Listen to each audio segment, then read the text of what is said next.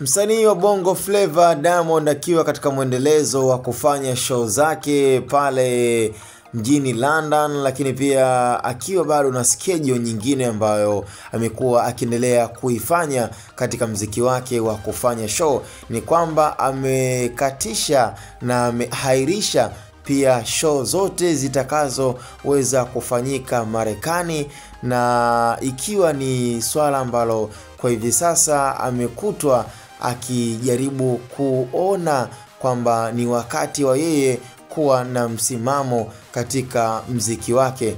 Yani kinachoendelea kwa Diamond ni kwamba sasa hivi tunafahamu kwamba nchi ya Marekani na nchi ya Iran ni kama kuna bifu ambalo linaweza likajitokeza kwamba Iran akajibu mashambulizi ama pia akajibu chochote kitakachoweza kuendelea kwa nchi ya Marekani, kwa sababu tayari Marekani ameshatia mkono. Na kwa Diamond, yeye kama yeye anaona kabisa kwamba mambo yanaweza yakawa ni mengi. Yani katokea kwamba yeye ameenda kufanya show Marekani, alafu ndio hiyo siku ambayo nchi ya Iran imeweza kufanya mashambulizi ama kulipa kisasi kwa nchi Marekani. Manake hapo unategemea ni kitu gani kwa familia yake, lakini hata kwa crew yake. Kwa hiyo ni kama amesanuka na amestuka hivi, na ndio maana pia msimamo wake kwa hivi sasa ni kwamba show zote za Marekani kwa Diamond Platnumz ziko bandi, na ni schedule ambazo tayari ameshazicancel na ameweza correspond, na huku akiendelea kujipa muda na akidai kwamba muda utazungumza na utaongea.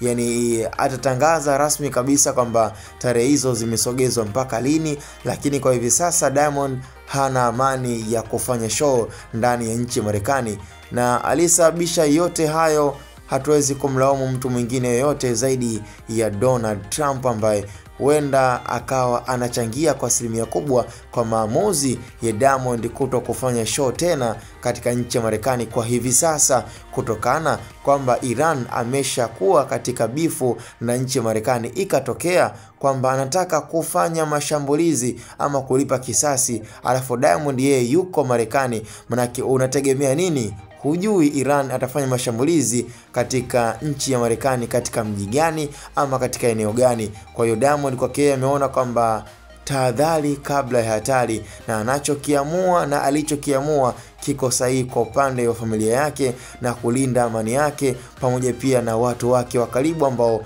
anaweza akasongamana nao kuweza kutafuta riziki za hapa na pale. Je, ukiwa kama mdau una lipi la kuzungumza, una lipi la kusema? Yuko sahihi ama ni uoga tu wa maisha ambao Diamond amekuwa nao? Cha msingi tukutane kwenye upande wa comment. Ni Hatboy Media.